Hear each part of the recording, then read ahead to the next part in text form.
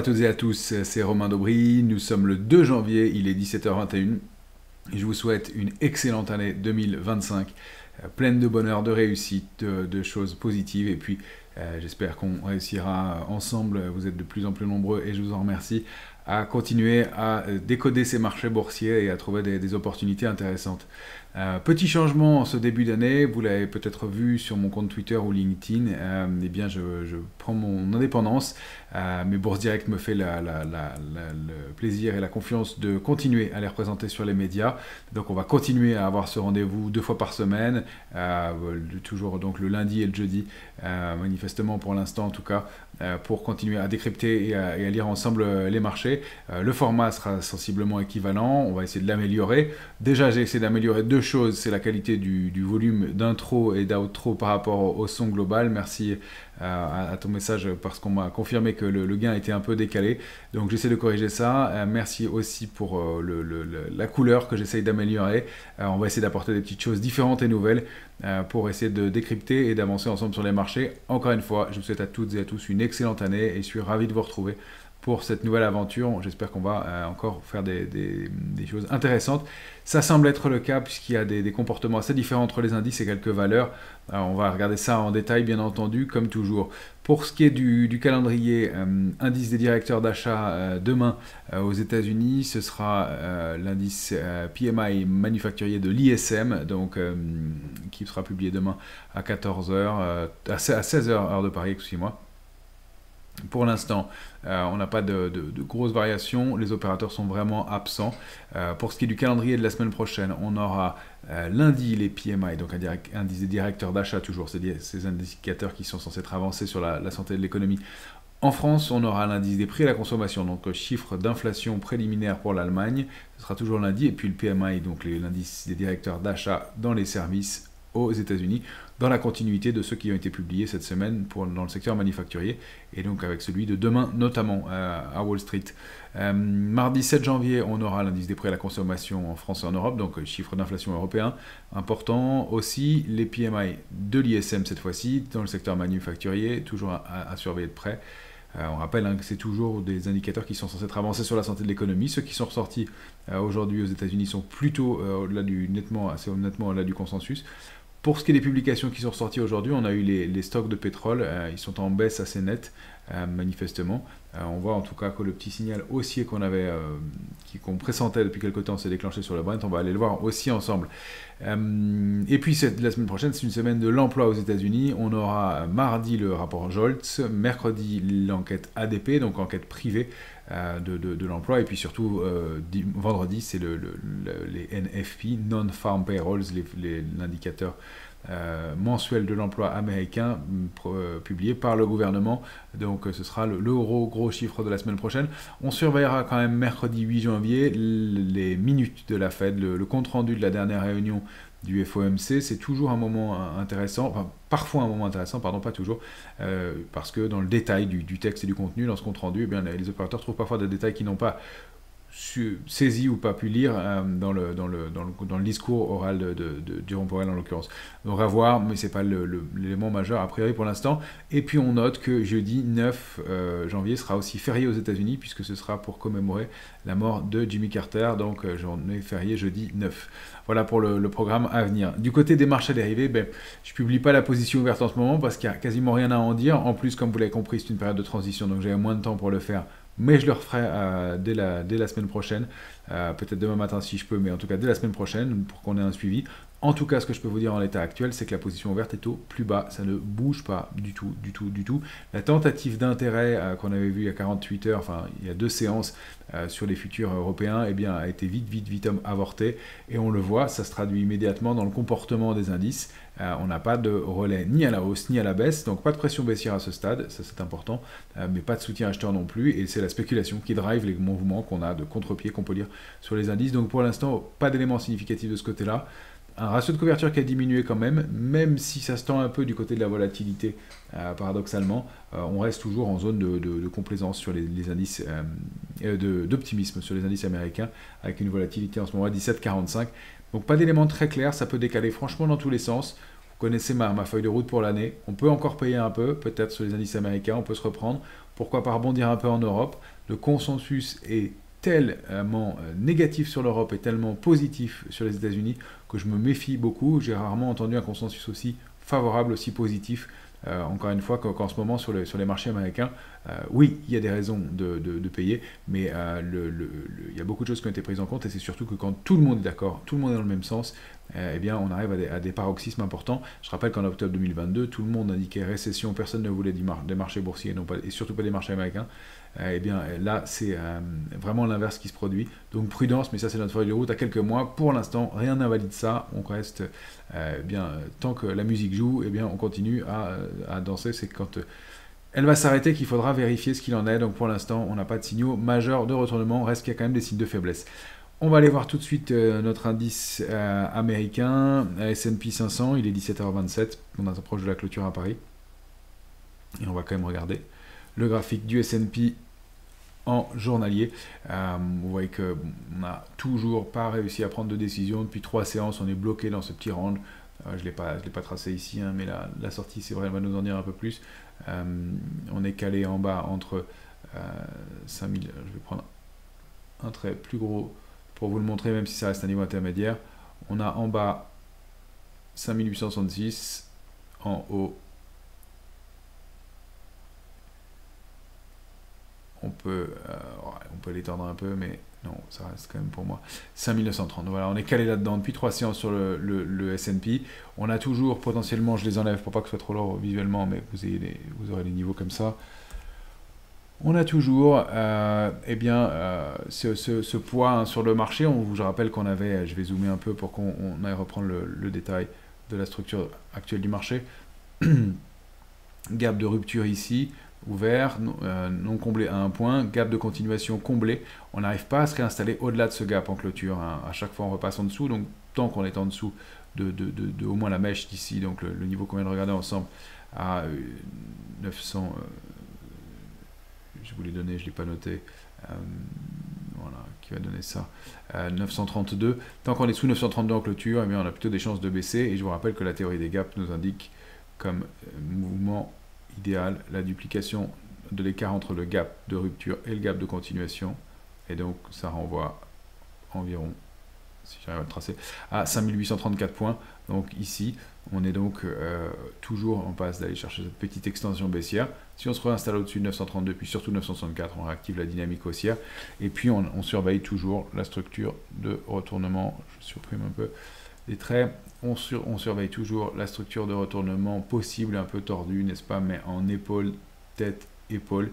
Ici, pour l'instant, on ne peut pas dire qu'il y ait des volumes énormes compte tenu de la période. Alors, je rappelle que pour que ce genre de structure soit valide à la baisse, c'est moins gênant, mais à la hausse. En tout cas, il faut du volume dans l'épaule de droite. Pour l'instant, c'est un peu amorphe en termes de volume, mais il n'y a pas beaucoup d'opérateurs dans le marché. Donc 964, on réactive la dynamique haussière, c'est 6051 la résistance suivante, on réintégrerait le canal haussier, et puis l'extension c'est 6132 du grand trading range, 5738, 6132, j'ai décalé un peu mes traits, voilà, ça doit être plus propre.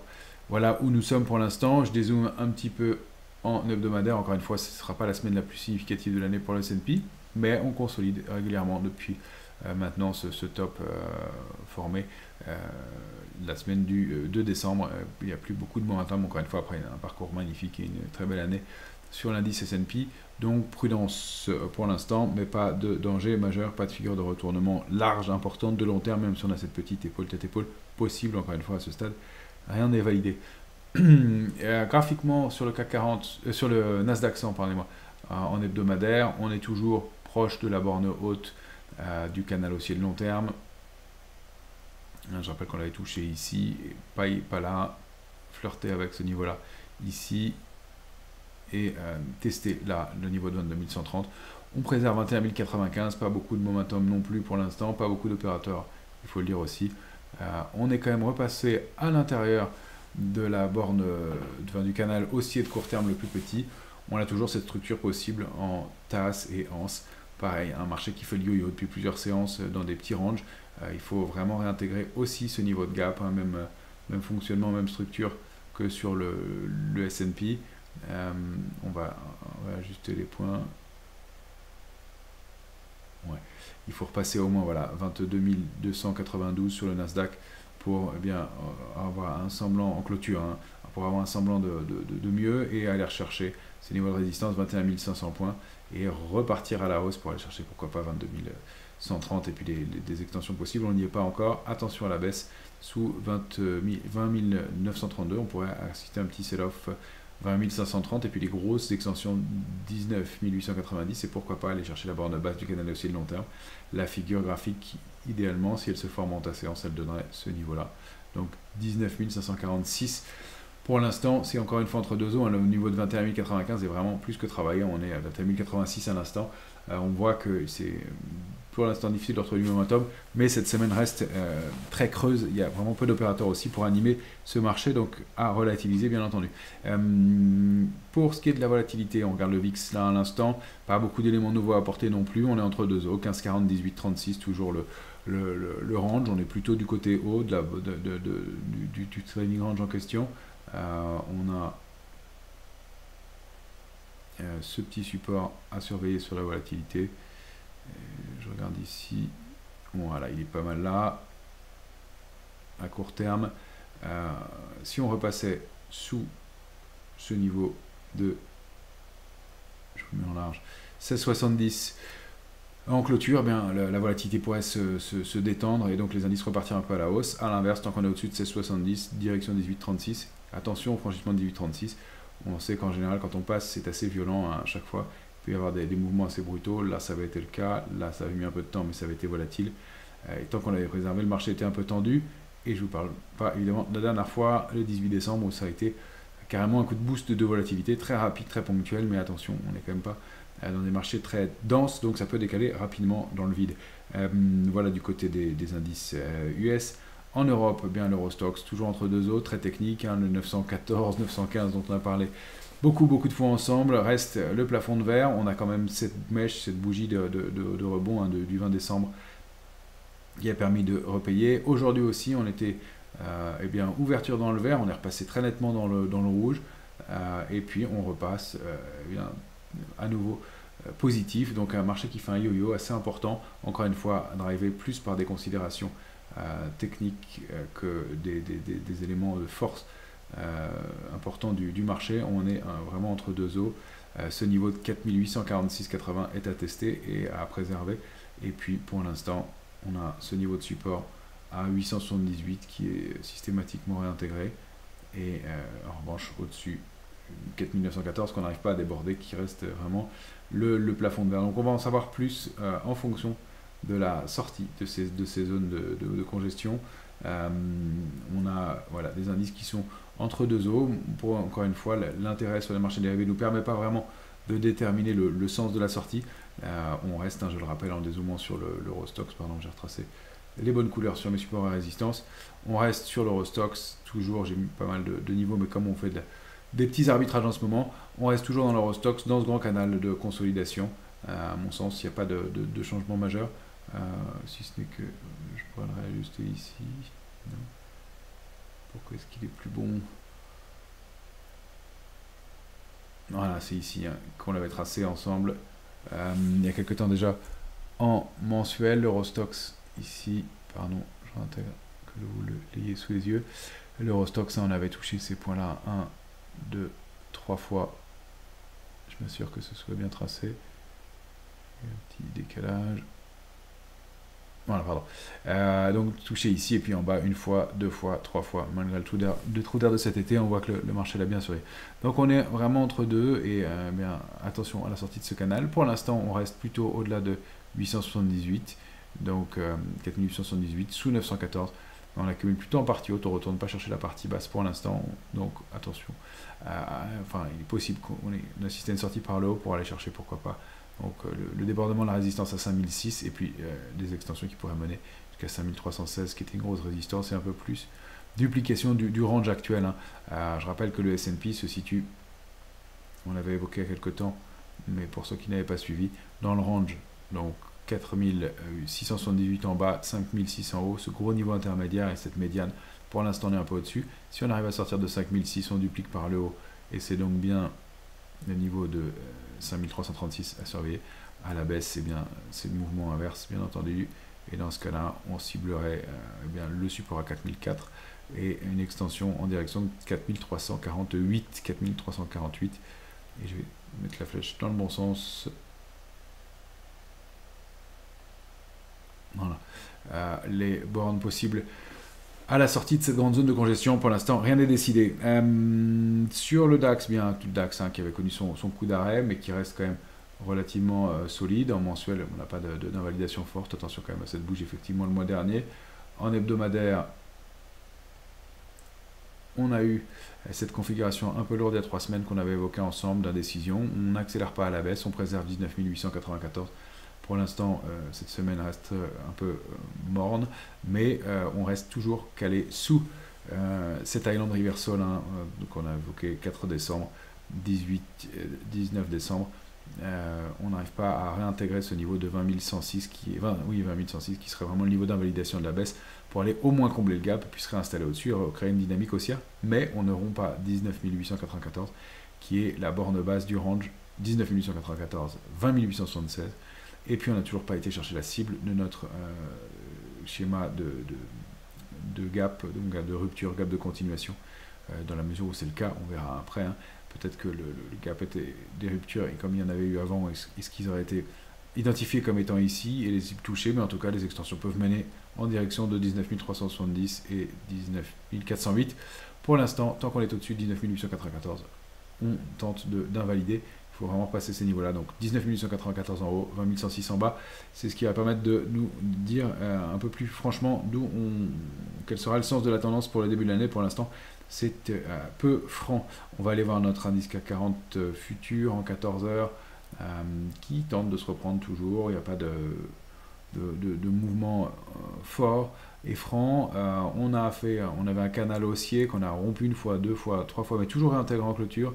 Aujourd'hui, pareil, on a ouvert sur la borne basse, donc il est en train d'être déformé. Je le conserve quand même parce que le marché a parfois la mémoire de ces niveaux et joue autour. On revient sur le niveau qu'on avait tenté d'atteindre ce matin, 7422.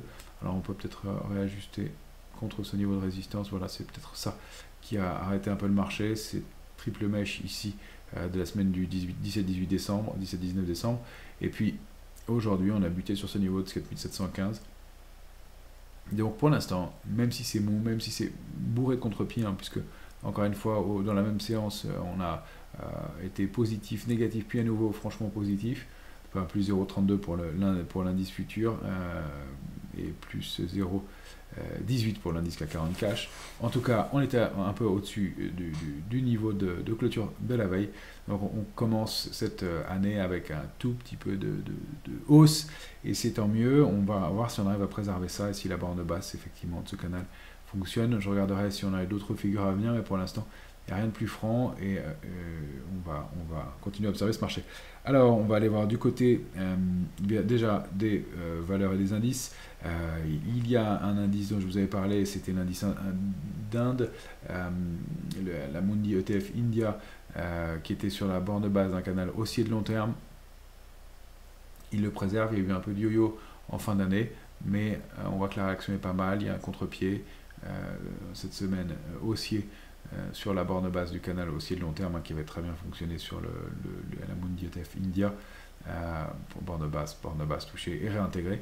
Donc c'est plutôt pas mal avec un potentiel haussier qui est peut-être un petit peu limité pour aller chercher 32,86 puis 35,10 tant qu'on est au-delà de 30,59, mais un arbitrage encore une fois qui semble intéressant dans un marché qui n'est pas franc depuis quelques temps. Donc ça se confirme. Du côté des matières premières, là aussi ça se confirme. Notre ETF Como, il sort cette fois-ci franchement de la ligne de tendance baissière sous laquelle il évoluait depuis juin 2022. On en a parlé souvent, testé une fois, 2 fois, 3 fois ici. L'accumulation qu'on voyait entre 22,55 et 23,61 se confirme. C'est toujours intéressant ces accumulations quand on a un range, je le rappelle, borne basse, haute, non touchée, je l'ai décalé un peu, basse, haute, fausse sortie, basse, haute, accumulation et on n'y revient plus.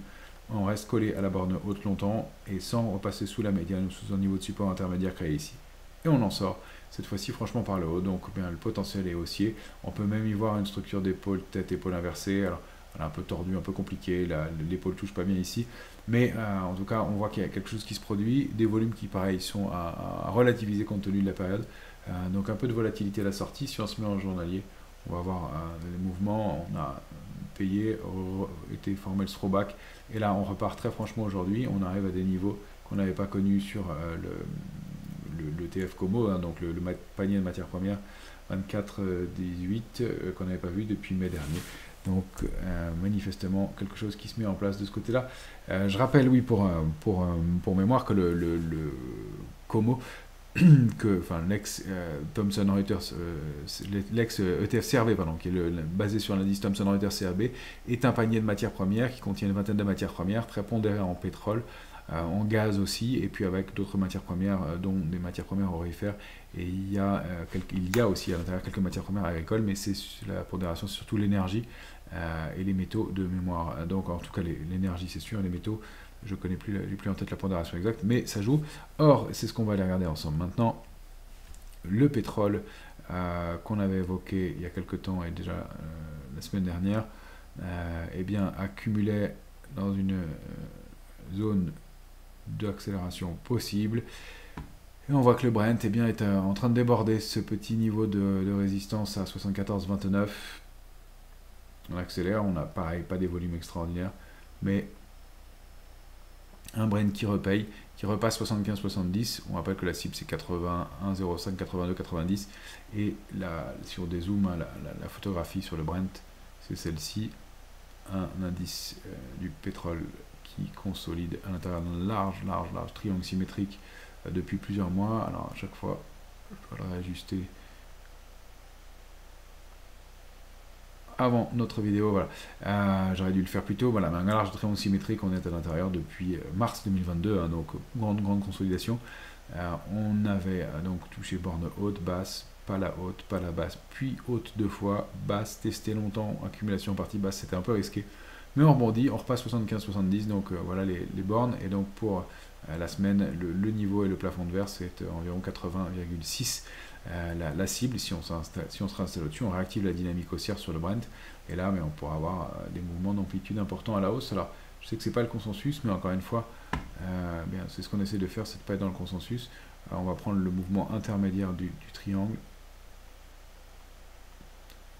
Si on en sortait par le haut et qu'on passait cette zone de 80 cette semaine, 80,6, bien on irait chercher des extensions. Voilà, je vais décaler le titre en direction de 119,30. Ça paraît beaucoup, mais pour l'instant c'est un mouvement de pause après une accélération haussière, hein. Je parle de mouvement de très long terme puisque évidemment le point bas date d'avril 2020, accélération haussière avec ce mouvement surréaliste, hein, où le pétrole était passé en négatif, hein, sous le zéro. C'est bien la barre du zéro que vous avez en bleu ici, puisqu'il y avait un surstockage de pétrole et donc impossibilité à stocker, et donc on préférait vendre à perte plutôt que de se retrouver à ne pas pouvoir le stocker. Donc ça donnait un contexte incroyable. Bref, toujours est-il que ça avait rebondi depuis, et donc c'est un mouvement de long terme. Pour l'instant, c'est une latéralisation.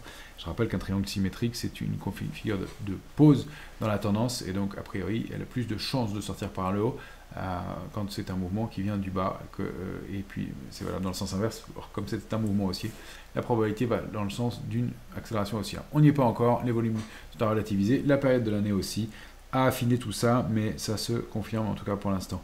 Il n'y avait pas d'autres éléments très forts sur les matières premières à vous donner. Pour l'instant, c'est surtout Brent qui m'intéresse.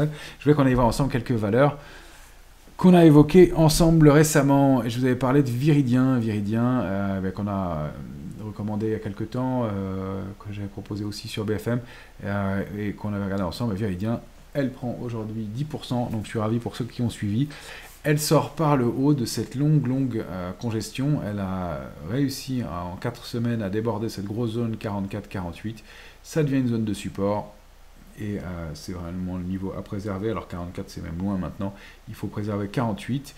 La prochaine cible c'est 58-90, vous l'avez. La cible suivante c'est 63-30, et on voit que la sortie se fait franchement avec des volumes qui sont aujourd'hui très significatifs, hein. On a 100 000 titres échangés sur une moyenne de 44 000, donc, et le marché n'est pas clôturé encore, donc on a un mouvement haussier qui est franc, avec en mire cette fois-ci, donc on va pouvoir mettre l'ellipse puisque là, ça semble être fait en clôture. Alors, on verra demain, hein. Il faudrait que le titre baisse beaucoup pour invalider ce mouvement, mais sait-on jamais dans ce marché.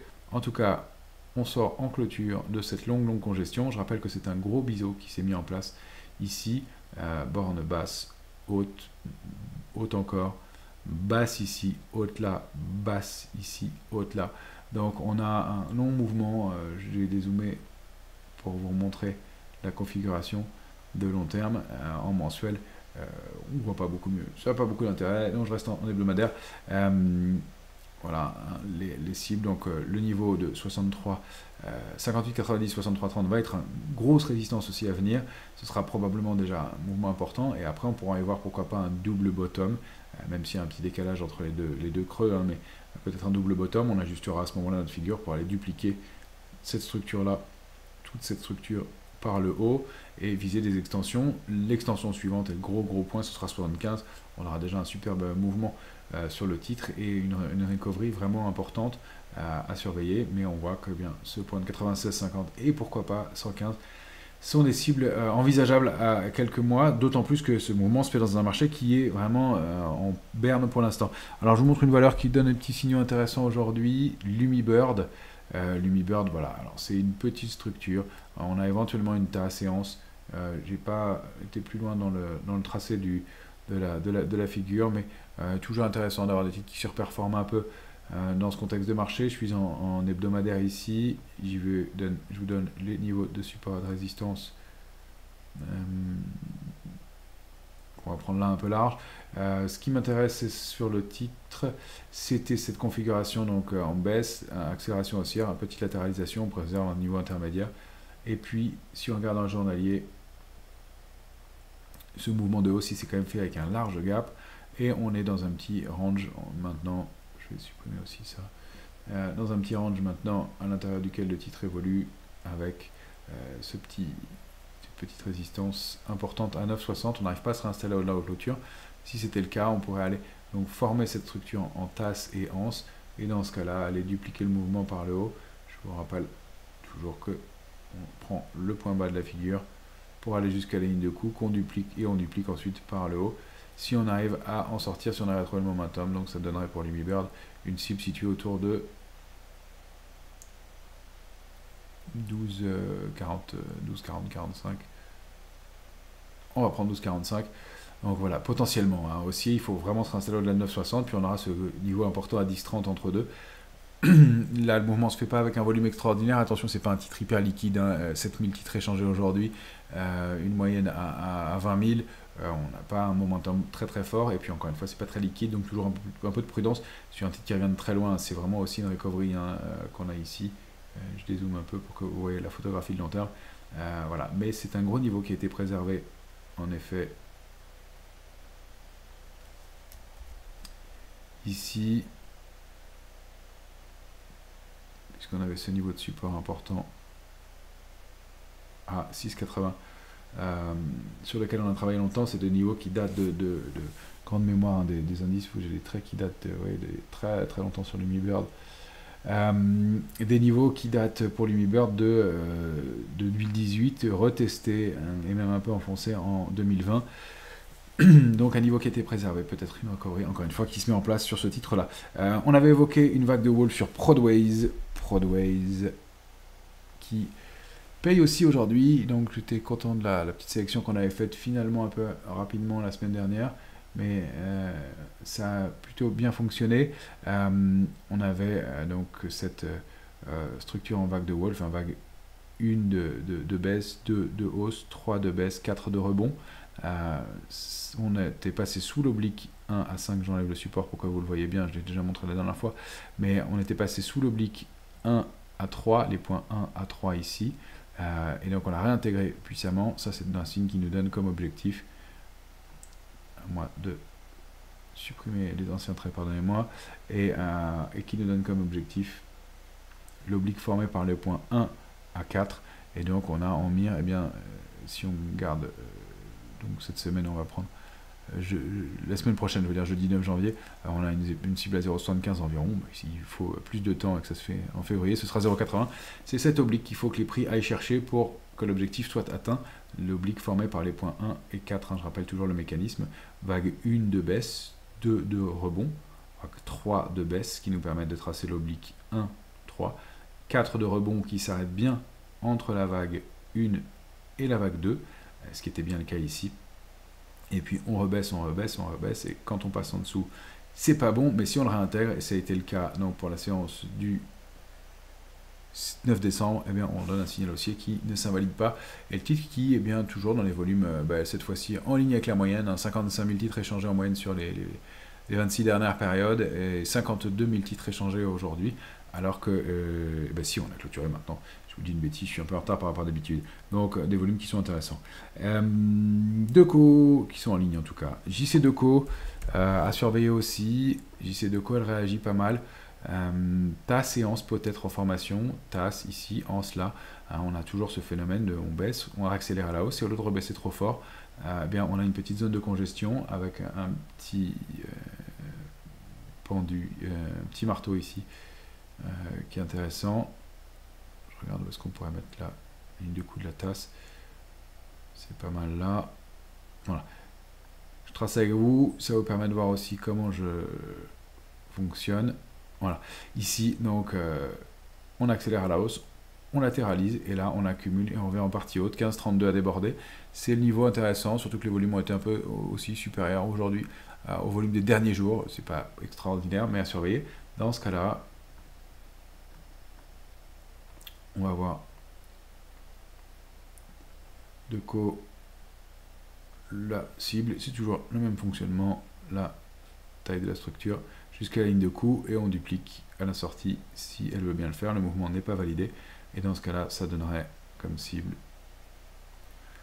16,85. On voit que c'est pas nulle part, hein, puisque c'est autour, proche du pied du gap qui avait été ouvert à la baisse en novembre dernier, donc un niveau à surveiller, une cible importante. Il est clair que si on repassait au-dessus de 16,04, le comblement du gap sera en cours, et donc les prix naturellement attirés par ce vide et le comblement de ce gap, donc à surveiller pour la suite. Je voulais vous montrer parmi les autres titres une action qu'on avait peut-être évoquée il y a quelques temps. Pull-up Entertainment, en tout cas on l'avait évoqué sur BFM, on avait donné des niveaux importants. Je vais la prendre en hebdomadaire. Pareil, une recovery intéressante. Alors voilà, on avait cette épaule, tête, épaule inversée, sortie au mois d'août dernier, hein, ça avait donné comme objectif 22,60, très très bien testé. Des rejets ensuite, une tentative de débordement avec ces mèches de rejet qu'on voit bien ici, toujours un message intéressant, contre 22,60, à chaque fois qu'on avait tenté de déborder en hebdomadaire, on avait un rejet, ça avait permis de latéraliser, mais le niveau de 17,64 a été préservé, et là, après une latéralisation qui donc date du mois de septembre, fin septembre, eh bien on réactive à la hausse, donc peut être intéressant pour le titre d'aller chercher des niveaux jusqu'à 37,50, un niveau, donc une réactivation haussière qui est intéressant. Je suis tenté de tracer ce canal haussier, qui est pas mal pour l'instant, il avait été un peu malmené en partie haute, mais à borne basse testé 2 fois, et là on s'est un peu articulé autour, on n'a pas été extrêmement propre, mais l'embryon pour l'instant est plutôt pas mal, donc on surveille ça. Je voulais vous montrer aussi parmi les titres GTT, qui évolue au sein d'un triangle. Alors pareil, il va y avoir un dividende, mon triangle est décalé, c'est la config du jour.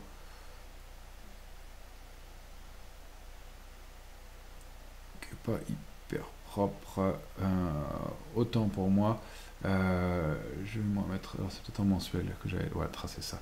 C'était pour ça que c'était plus propre en mensuel.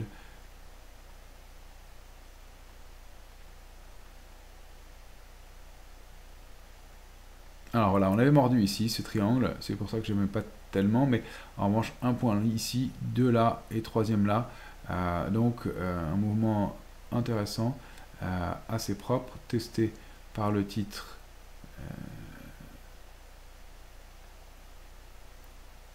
là cette fois-ci comme ça, avec cette fausse sortie, et là eh bien à nouveau on est en train de tenter de sortir du triangle par le haut. Alors il y avait ce mouvement En effet, autant pour, pardonnez-moi. Voilà, donc sorti ici. Cette semaine, eh bien, ça nous renverrait sur le titre un mouvement de taille équivalent au triangle. Non, là j'ai un problème avec mon trait, pardonnez-moi. Et ben, c'est la reprise de début d'année un peu difficile, mes graphiques sont à ajuster. Si on prend la taille du triangle, voilà, on va avoir des extensions qui sont plus réalistes. Voilà, en direction de 158,60, c'était ça l'extension que j'avais trouvée. 147,90 comme niveau intermédiaire. Ça paraît plus réaliste pour le mouvement qui s'est mis en place. Un titre 1 qui avait un parcours haussier très propre, une pause, une latéralisation. Et puis une possible réactivation haussière qui semble se confirmer en clôture hebdomadaire, encore une fois avec des volumes qui sont un peu supérieurs à ceux du jour précédent. 4,59 de hausse pour GTT aujourd'hui, ça réactive un mouvement qui est pas mal. Le dernier élément que je voulais vous montrer, c'était l'euro-dollar. L'euro-dollar, on a donné un signal baissier à la rupture de 1,0515. Je travaille rarement le Forex, mais encore une fois, là le mouvement était propre, il se confirme, l'euro qui perd 0,86%. Alors en termes de pourcentage, ça paraît toujours pas impressionnant, mais sur les parités, c'est beaucoup, des mouvements de cette ampleur-là. On rappelle que la cible se situe autour de la parité, donc on est passé sous 1,0364 en clôture hebdomadaire, manifestement à confirmer demain soir bien entendu. Mais pour l'instant, un coup de mou confirmé sur l'euro contre le dollar qui rebaisse. C'est donc le range précédent qui avait été actif depuis décembre 2022 est rompu très franchement et le mouvement baissier. Encore une fois, en direction de la parité, on a des niveaux intermédiaires ici, bien sûr. On n'est pas là par hasard aujourd'hui, mais pour l'instant, on est passé sous 1,064. Première fois qu'on passe sous ce niveau depuis maintenant le mois de décembre 2022. Voilà les éléments que je voulais vous montrer pour cette fin de semaine, donc, et cette nouvelle année. Encore une fois, tous mes vœux pour cette nouvelle année. Des marchés entre deux teintes, on va entre deux eaux, en demi-teinte, plutôt pour pas mélanger deux expressions. Encore une fois, je vous souhaite tous mes meilleurs vœux pour cette année. Je suis ravi de vous retrouver, qu'on continue ensemble à avancer sur la lecture de ces marchés. Dès qu'il y aura des éléments plus clairs en termes d'intérêt, on saura vraiment dans quel sens les opérateurs veulent travailler. En tout cas, on constate que pour une première séance de l'année, c'est un peu mou, il n'y a pas un momentum énorme, mais le calendrier joue aussi pour ça. On réouvre en plein milieu de la semaine, il va falloir que tout se réactive et se réanime. Attention aux chiffres mensuels de l'emploi la semaine dernière et puis aux PMI qui vont continuer à animer, indice des directeurs d'achat, le calendrier. Merci à toutes et à tous, pensez à liker, à partager ce contenu et on se retrouve dès lundi prochain pour la suite et la lecture de ce marché.